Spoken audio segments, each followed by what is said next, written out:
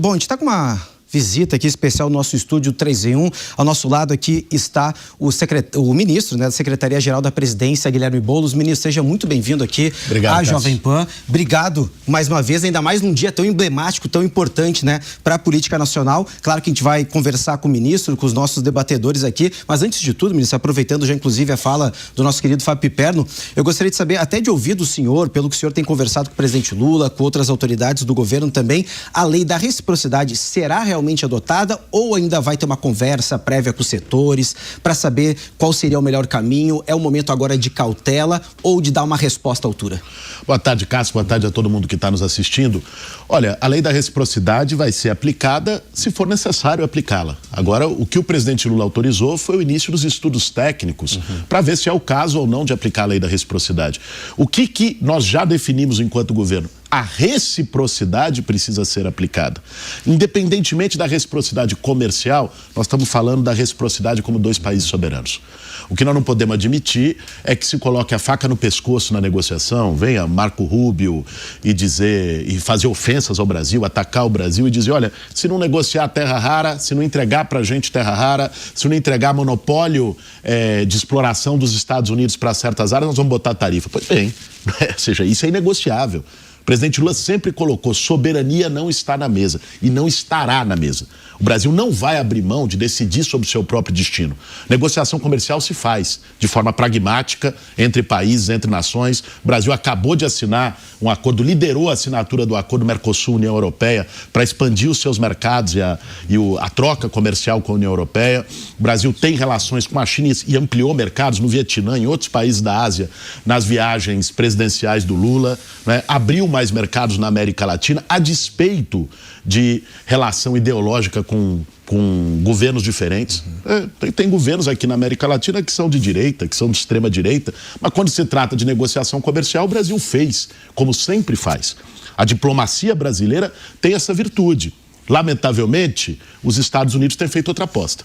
Sob o governo Trump, é uma aposta para a América Latina, é o seguinte, é meu quintal. Ou se ajoelha, ou eu sanciono.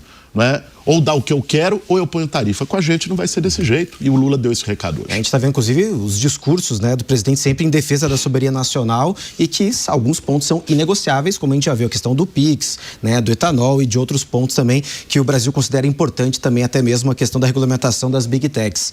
Deixa eu abrir essa rodada de debate para os nossos comentaristas. Alan Gani, pode fazer uma pergunta para o ministro Guilherme Boulos. Ministro, boa tarde. É legítimo o Brasil brigar por interesses comerciais, a redução tarifária, mas por outro lado, a economia brasileira é muito fechada. De acordo com o relatório do OCDE, o México ou mesmo o Chile praticam tarifas 8 vezes menores do que as brasileiras. Ou seja, será que também não está na hora da gente começar a abrir a economia até para a gente ter moral para poder cobrar outros países?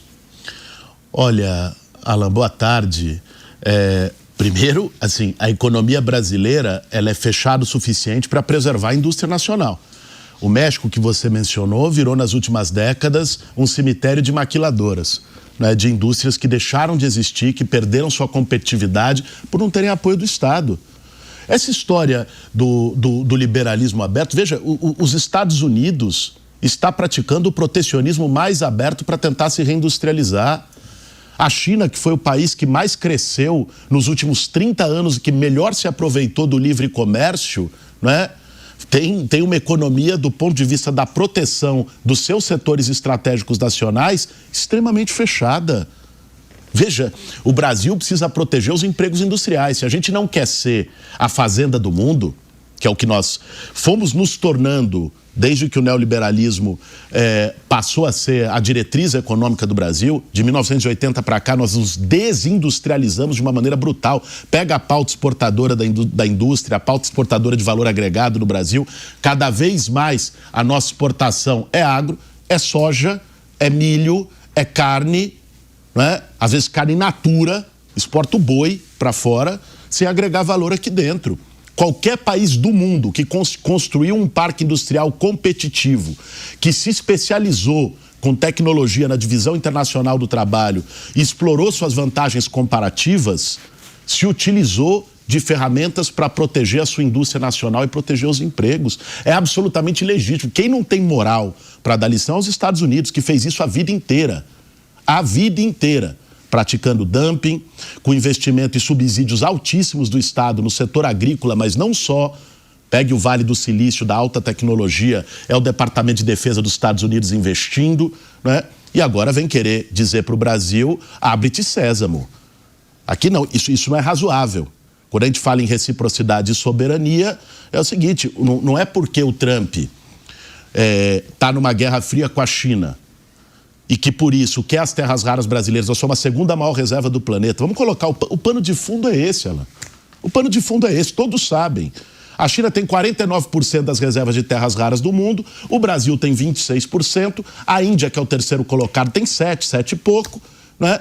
Como a China endureceu com o Trump na exportação de terras raras, colocando seletividade, ele veio e cresceu o olho para a terra rara do Brasil, porque a terra rara é a base de 2 centros, polos da economia do século XXI, que é a economia digital na produção de semicondutores, que são essenciais para a inteligência artificial, e que é a transição energética, porque é com os ímãs de neodímio da terra rara que você faz turbina eólica e placa fotovoltaica de energia solar. Ministro, então, é isso que está em jogo. Inclusive, Felipe Dávila tem um questionamento para o senhor também. Ministro, a minha pergunta é sobre uma coisa da política nacional que realmente afeta hoje a vida de todos os brasileiros. A questão do desarranjo fiscal no Brasil vem afetando a vida de todos os brasileiros. Nós temos hoje a maior taxa de inadimplência da história do Brasil, nós temos o maior número de empresas endividadas por causa da alta dos juros. E a alta dos juros está relacionada a um gasto muito acima da arrecadação. E isso vem tendo impacto direto na vida das pessoas. É possível mudar o rumo desta política que eu considero completamente errática? Ou seja, equilíbrio fiscal é fundamental, inclusive para a política social. O que o governo vai fazer ou fará diferente daqui para frente para evitar esse desastre fiscal que hoje nós vivemos? Felipe, eu acho importante, primeiro, a gente colocar aí, como se diz aqui na Jovem Pan, os pingos nos is, em relação a esse tema, porque eu ouço esses comentários, e é importante, senão fica uma ideia de que, eu já ouvi muitas vezes, porque o PT é o partido da gastança, porque a esquerda não tem responsabilidade fiscal. O déficit fiscal acumulado do governo Bolsonaro, com Paulo Guedes na economia, foi significativamente maior do que os déficits fiscais feitos pelo Lula 3. Peguem dados, qualquer um faça pesquisa no Google e veja, você, como economista, sabe muito bem disso. Então, são déficits acumulados, né? Você tem. Então, nós temos um desarranjo, isso é verdade. Um dos fatores principais desse desarranjo é uma taxa de juro escorchante fora da linha internacional. Né? Como é que você pode... E aí você fala, bom, mas isso tem a ver com risco. Né? Porque qual é o argumento econômico para justificar uma taxa de juro real no Brasil de quase 10%? Né? A taxa nominal está em 12 e pouco, 13 e pouco, né? Mas a real de quase 10%, a segunda mais alta do planeta nesse momento, se eu não me engano. Né? Como é que se justifica disso? Mas porque o risco país é muito grande, não é? Por conta da situação fiscal e da evolução da dívida pública. Mas pera lá, cara pálida. Faça a comparação dos maiores riscos países do mundo. Olha aqui a América Latina. Tem países com risco muito maior do que do Brasil e com juro real menos da metade do nosso.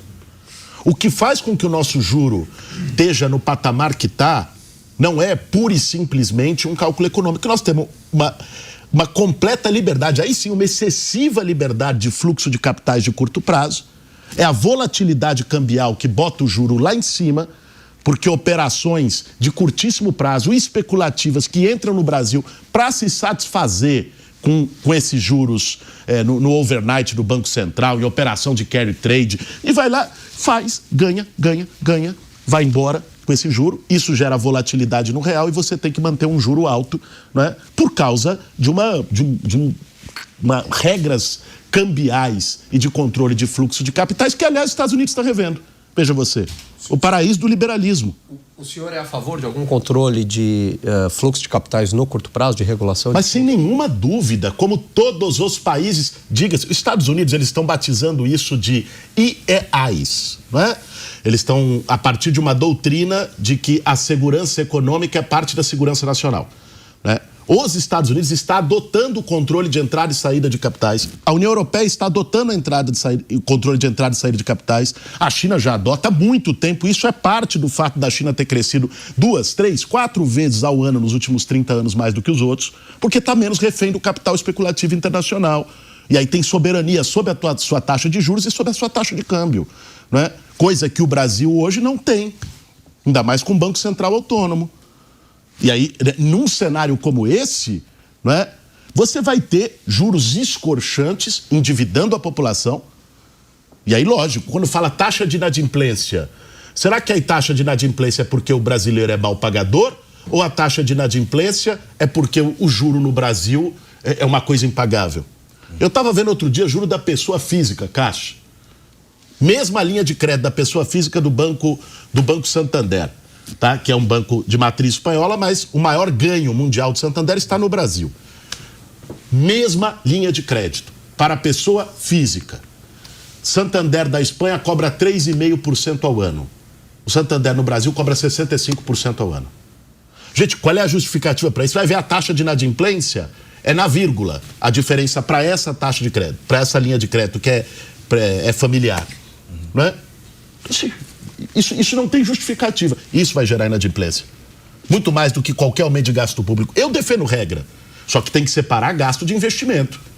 Espera um pouquinho, nós temos uma puta oportunidade, com perdão da palavra, que são as terras raras. Não é? O que nós vamos fazer com as terras raras? E esse é o debate de hoje.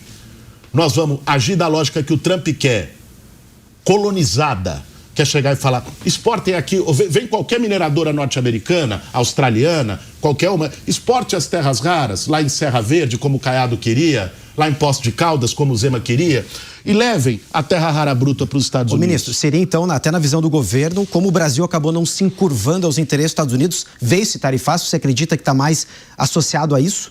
Essa postura do Brasil? Mas não tenha dúvida, o tarifaço de hoje tem 2 pais. O primeiro pai está na Casa Branca. Se chama Donald Trump. Ele queria que o Brasil abrisse mão do sistema PIX ou abrisse negociações para abrir mão do PIX para defender 2 grandes operadoras globais dos Estados Unidos de cartão de crédito, que é a Visa e a Mastercard. Isso não se negocia. E ele queria que o Brasil entregasse unilateralmente para ele, para os Estados Unidos, no caso, a exportação de terras raras bruta, sem agregar valor aqui, sem processar, sem refinar no Brasil. E nós falamos, isso não se negocia. É isso que o Marco Rubio chama de falta de boa-fé na negociação. É não se curvar, é não se render, é não botar na mesa a soberania nacional. Esse é o primeiro pai do tarifaço. Se chama Donald Trump, com uma visão de doutrina Monroe, achando que a América Latina é o seu quintal e que o Brasil tem que dizer amém para ele. E o segundo pai se chama Flávio Bolsonaro, ou melhor, eu diria que é um pai mais coletivo, se chama família Bolsonaro. Gente, nós não podemos nos esquecer. Eu estava vindo para cá, para a Jovem Pan, eu estava vendo um vídeo que o Flávio Bolsonaro postou no Twitter. Mas é de uma disfarçatez. Ele vai dizer, o Lula é o culpado do tarifaço. Ô, gente, será que ele acha que as pessoas não têm memória? O irmão dele foi para os Estados Unidos para operar sanções contra o Brasil. Isso não sou eu que estou dizendo, é ele. Eu confesso que disse isso mais de uma vez. Comemorou o primeiro tarifaço e o Flávio comemorou junto. Quando viu que a opinião pública brasileira foi contra, aí começaram a mudar o discurso. Ele acha mesmo que as pessoas vão acreditar que ele atuou contra? Mas que a culpa é do Lula porque não soube negociar, porque...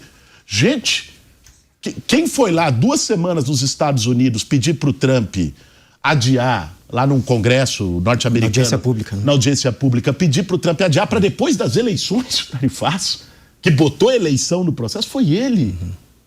Então, é de um cinismo... Que é desolador você ver isso. Fábio Piperno, pode fazer o questionamento para o ministro. Bom, eu também concordo que a diplomacia americana passa por um péssimo momento. Estava lendo aqui até um artigo publicado hoje no Valor Econômico, um artigo do Financial Times falando sobre isso. Inclusive, eles conseguiram a proeza de até junho desse ano não terem preenchido as vagas de embaixadores na Alemanha e na Arábia Saudita, além de dezenas de outros países.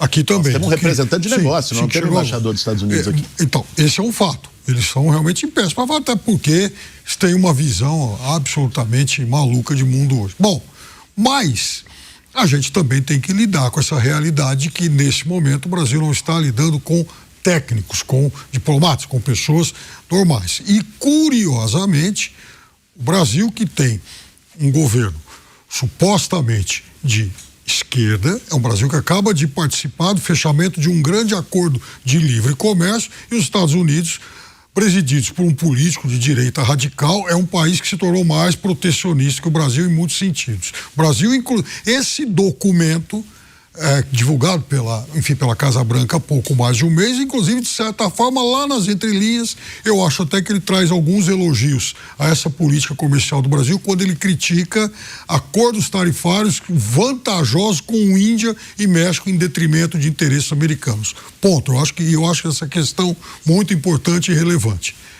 Agora, vamos agora pular para o nosso quintal, para o nosso ambiente interno, até com base no que o Dávila perguntou. Você não acha que o governo, na questão, por exemplo, de gastos públicos, de código de gastos públicos, ele é muito tímido, uma vez que é um governo também que manteve subsídios, agora mesmo participou de uma renegociação de dívidas de produtores rurais que podem chegar a 100 bilhões de reais. É um governo muito generoso, por exemplo, com recursos lá para a nova política industrial, para o plano safra. Ou seja, a gente vive em um país em que o liberal brasileiro, que eu sempre destaco aqui, ele defende cortes de gastos públicos e aplaude todo esse monte de coisas. E o governo, por sua vez, que supostamente é muito gastão, ele também...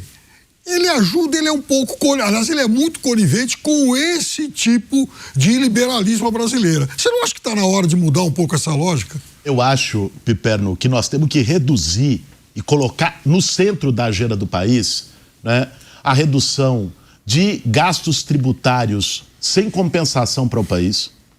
E é disso que você está falando. Pega a renegociação do agro que você mencionou, que pode chegar a 100 bi. Sabe quanto era antes da negociação do governo? 140 bi. O governo entrou para negociar para reduzir danos. Essa é a verdade.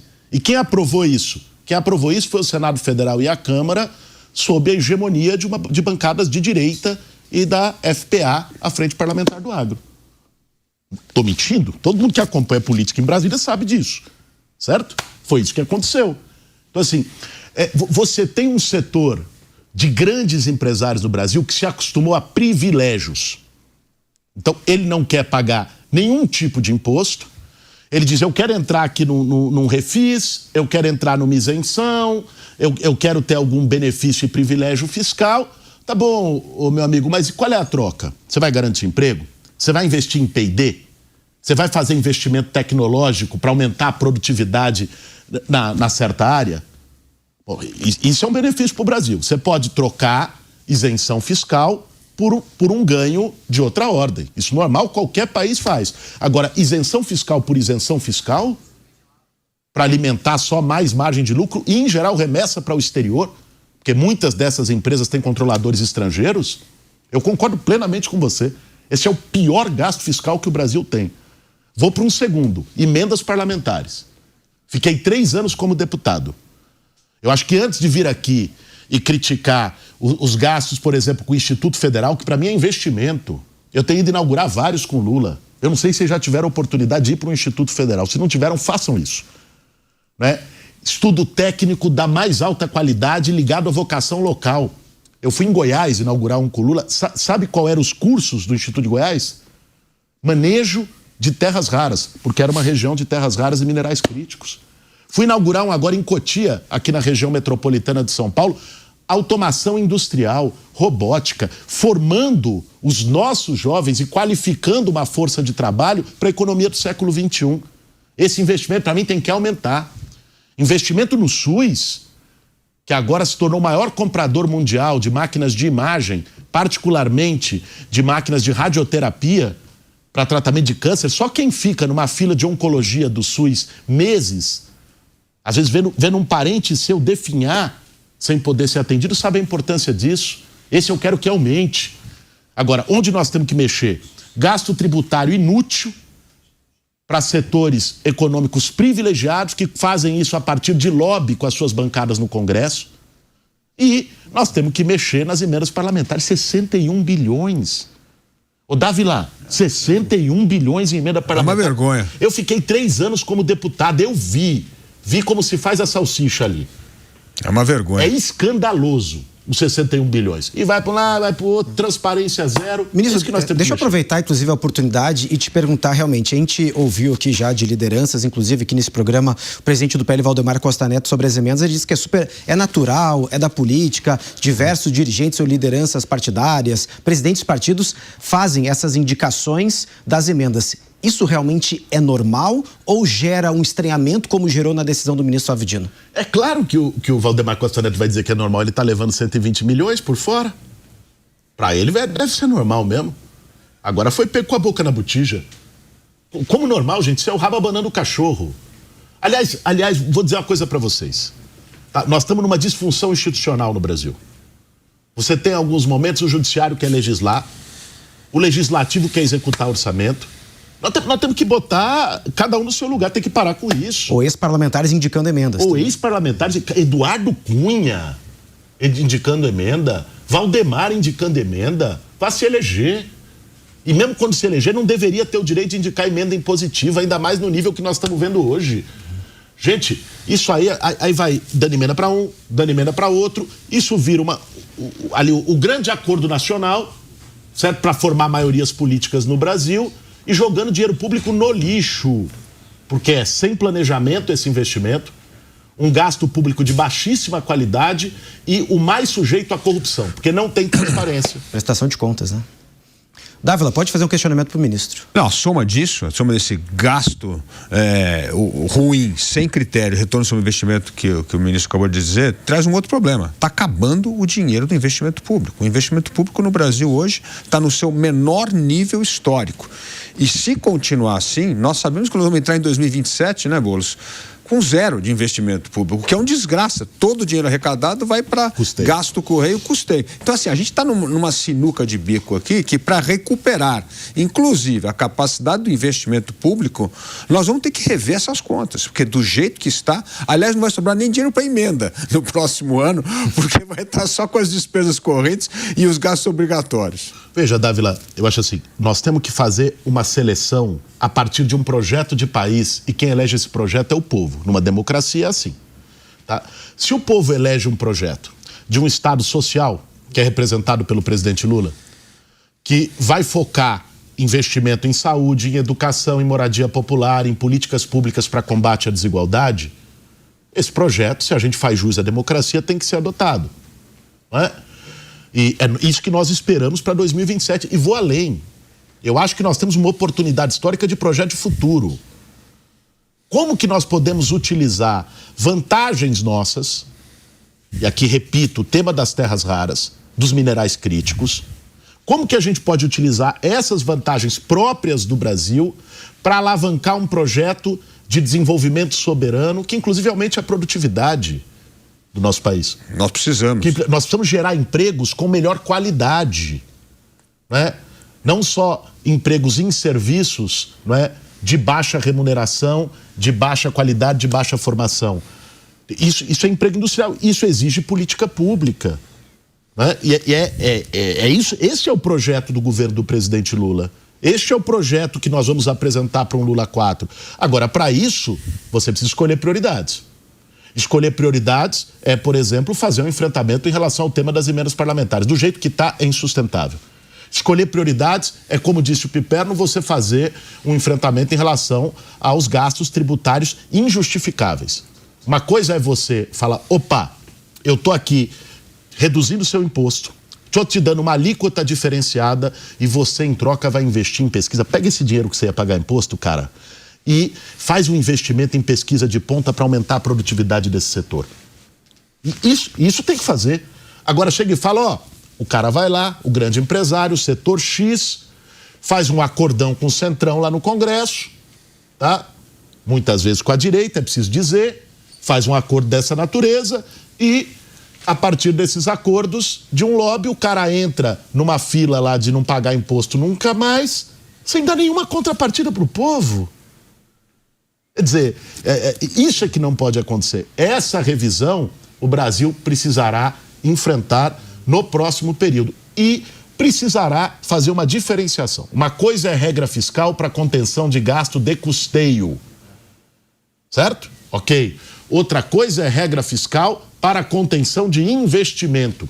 Qualquer país que se preze, que tenha um projeto de desenvolvimento, né, libere investimento porque tem efeito multiplicador. Porque isso volta para a economia como ganho de produtividade, volta para a economia como crescimento nacional, como especialização produtiva, né, como gerar empregos de melhor remuneração, melhor qualidade. Quando você bota no mesmo balaio e faz uma regra fiscal que ela vale para investimento e que ela vale para custeio, né, isso é um problema. E muitas vezes o debate do liberalismo à brasileira, como bem disse o Piper, não confunde isso.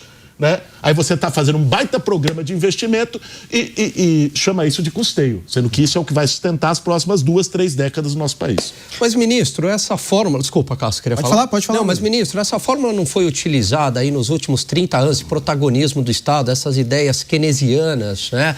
E, na verdade, a gente tem um eterno voo de galinha. Quer dizer, não deu certo. Por que agora daria certo? Elas foram utilizadas, não foi rigorosamente nos últimos 30 anos. Dos 26 anos desse século, elas foram utilizadas em 20. E você pode buscar... Não, 20 não, perdão. Não, 20. Foram os 3 mandatos do Lula, 12... Mais a Dilma? Mais 1,5 da Dilma, 6 né? 6 anos Dilma. É isso. Então, 18 anos. 18 anos. Né?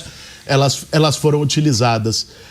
E veja você que a maior taxa de crescimento do Brasil desde a redemocratização foi justamente nesses governos.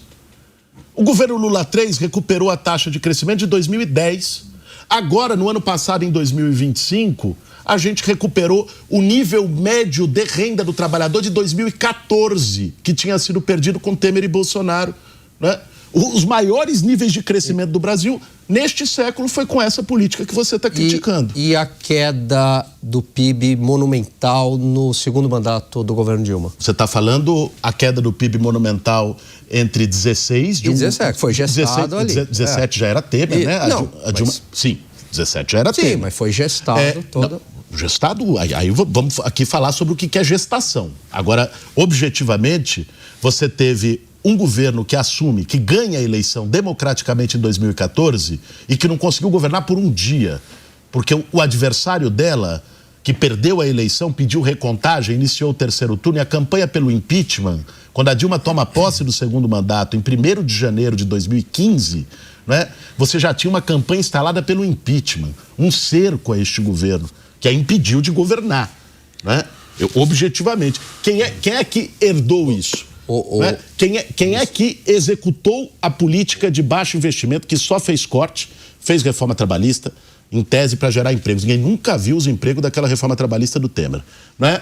Fizeram ajuste fiscal e PEC do teto de gastos, em tese para equilibrar gasto público. Vê a média dívida PIB do Brasil quando a Dilma entregou o mandato e a média dívida PIB do Brasil quando Lula retoma o mandato. O objetivo é dado. Não adianta a gente colocar a narrativa na frente dos dados. Não, é que a queda do PIB foi 2015, 2016. Essa foi ainda era governo Dilma. Ô, ministro, segue com a gente, porque olha só, a gente vai trazer mais um elemento para a nossa discussão, para o nosso debate aqui, porque olha só, o ministro de Relações Exteriores, o Mauro Vieira, ele subiu o tom e classificou as declarações de Marco Rubio, secretário de Estado norte-americano, como inaceitáveis e ofensivas. O chefe do Itamaraty ainda defendeu que as investigações dos Estados Unidos não possuem justificativa. O André Anelli está ao vivo conosco aqui no nosso 3 em 1 e vai trazer mais detalhes. Anelli, seja bem-vindo, uma boa tarde. Que mais o chefe do Itamaraty, o ministro das Relações Exteriores, Mauro Vieira, trouxe de informações e resposta ao tarifaço aplicado pelos Estados Unidos? Oi, Cássio, muito boa tarde a você também e a todos aqui no 3 em 1 da Jovem Pan. O chanceler, o ministro das Relações Exteriores, Mauro Vieira, foi o primeiro do governo federal a se manifestar depois desse tarifaço que foi imposto pelos Estados Unidos. E Mauro Vieira acabou se manifestando, então, logo após uma reunião que ele realizou mais cedo no Palácio do Planalto, aqui na sede do Executivo Federal, diretamente com o presidente Lula. Após esse encontro, ele foi até então, o ministro, o Palácio Palácio do Itamaraty, a sede do Ministério das Relações Exteriores, e, entre outras questões, ele acabou classificando como arrogante e grosseira a carta divulgada pelo secretário de Estado americano Marco Rubio, que fazia então a série de justificativas para o tarifaço e que acusava o Brasil de não ter se empenhado de boa fé nas negociações para impedir esse tarifaço. A gente destaca ainda que Marco Rubio, nessa declaração, afirmou que a política econômica adotada atualmente pelo Brasil é prejudicial aos brasileiros e que o presidente Lula estaria colocando os interesses pessoais, os interesses ideológicos à frente dos interesses aqui do Brasil. Então, diante de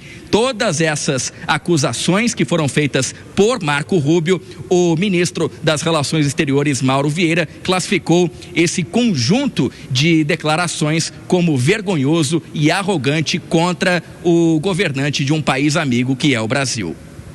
Desde o primeiro momento, o presidente Lula buscou o diálogo e enfatizou sua disposição de negociar qualquer tema.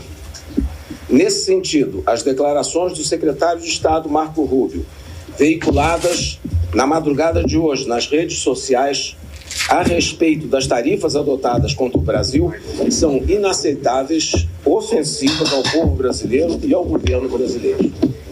Rubio ataca de forma grosseira e arrogante o chefe de Estado de um país amigo.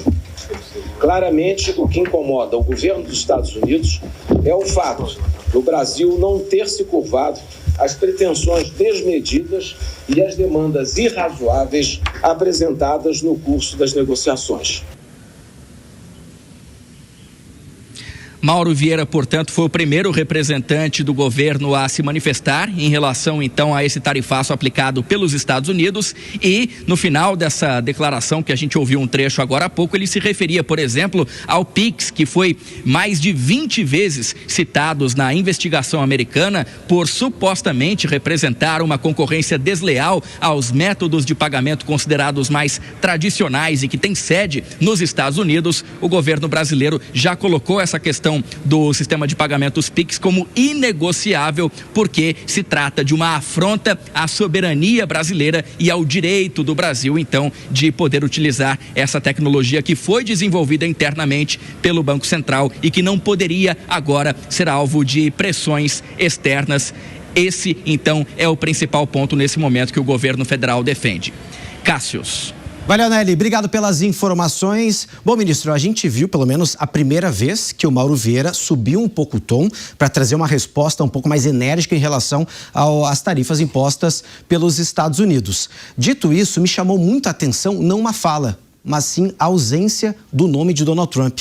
O Brasil ainda alimenta, ministro, uma esperança de um canal direto de comunicação com o Donald Trump, por isso que as falas, as críticas são direcionadas ao secretário de Estado e em nenhum momento Mauro Vieira tocou o nome de Donald Trump. E também gostaria de ouvir do senhor se Marco Rubio colocou uma espécie de armadura para críticas do governo norte-americano e, de certa forma, essas críticas batem nele e não chegam até Trump. Não, ele que se colocou com a arrogância habitual do Marco Rubio, é impressionante, né? Cidadão daquele secretário de Estado dos Estados Unidos, de uma arrogância, de uma prepotência, de um nariz empinado. Quando ele atacou o Lula hoje, ele puxou para ele. E aqui no Brasil se faz diplomacia. Então, o ministro das Relações Exteriores, meu colega Mauro Vieira, não vai atacar o presidente de outro país. Ele vai responder a um ataque covarde feito pelo Marco Rubio. Que, aliás, o Lula diagnosticou certa vez, eu depois olhando, eu não sei se você sabe, eu tive a oportunidade de fazer formação em psicanálise, fiz meu mestrado em psiquiatria. O Marco Rubio, ele tem algumas frustrações mal explicadas com a relação dele com a América Latina, que tá se expressando na relação geopolítica, na relação entre países. Não é possível que esse cidadão haja como agiu hoje, né? E dizer, é culpa, porque não houve negociação de boa-fé. É importante a gente trazer isso aqui, Cássio, novamente. O que ele está chamando de negociação de boa-fé? É entrar na sala de negociação de joelho. O que o Marco Rubio queria é que o governo Lula chegasse e colocasse na bandeja: ô Trump, ô Rubio, ô Estados Unidos, a terra rara é sua, o PIX é de vocês, E não botem tarifa, por favor. Eu acho que ele estava acostumado a lidar com a família Bolsonaro. Ô, ministro, mas há a possibilidade de o Lula fazer uma ligação para Trump, tentar um canal direto ou não? Essa é uma definição do presidente. Eu não tenho condições de falar isso em nome dele aqui. Agora, conhecendo o presidente Lula, se não houver um gesto, porque todos os gestos dos Estados Unidos foi de beligerância. Para que vai ligar? Para ouvir desaforo? Não é? Eu acho que os Estados Unidos têm que demonstrar uma disposição de um diálogo sério, de um diálogo correto, e não o diálogo de colonizador. Diálogo de colonizador ele pode fazer com o Flávio Bolsonaro, que parece que gosta de ser colonizado. Fazer com o governo soberano do Brasil e com Lula não vai dar certo. Eu acho que isso ficou claro mais uma vez. Isso não foi a gente que puxou a briga. Não foi o Lula que puxou a briga. Muito ao contrário. Buscou fazer uma negociação. Eu sou testemunha disso, trabalhando no mesmo prédio que ele. O gabinete fica a poucos metros do presidente, converso com ele, né, com ampla regularidade. Sou testemunha do esforço que o Lula fez para buscar uma negociação correta, justa, mas que não seja de sabujo, que não seja de entreguista. Agora, se o Trump só sabe negociar com a América Latina se colocando como rei e dominador, né, aí eu acho que faz todo sentido a relação dele com os Bolsonaro. A questão é que ele está confundindo. Os Bolsonaro não são o Brasil. E tudo bem, vai fazer tarifaço? Se ele quer manter assim, o Brasil expande relações comerciais com a União Europeia, expande relações comerciais com a Ásia e vai buscar escoar seus produtos que vão deixar de ir para os Estados Unidos para outros lugares. Perfeito, ministro. Gostaria de agradecer muito a sua presença aqui no nosso 3 em 1, respondendo a todos os questionamentos. O senhor sempre é bem-vindo aqui na Casa Jovem Pan e, é claro, desejo uma boa quinta-feira para o senhor. Obrigado, Cássio. Obrigado a todos vocês aqui do 3 em 1 e a todo mundo que nos assistiu aqui na Jovem Pan. Um excelente fim de semana para vocês.